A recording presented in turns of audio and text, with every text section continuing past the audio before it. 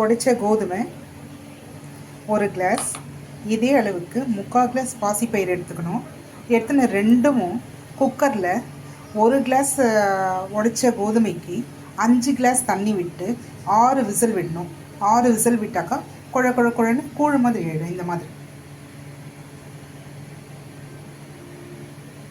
பிறகு as usual நம்ம மிளகு, சீரகம், கருவேப்பிலை, பெருங்காயம், சோம்பு இதெல்லாம் போட்டு நம்ம பொங்கலுக்கு எப்படி செய்கிறோமோ அதே மாதிரி வதக்கெடுத்து ஃப்ரை பண்ணி அதில் கொட்டி எல்லாம் பரிமாறலாம்.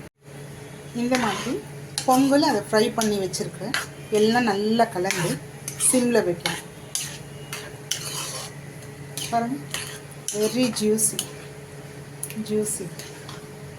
Tasty, healthy, diabetic patients, BP patients எல்லாருக்குமே உகந்தது.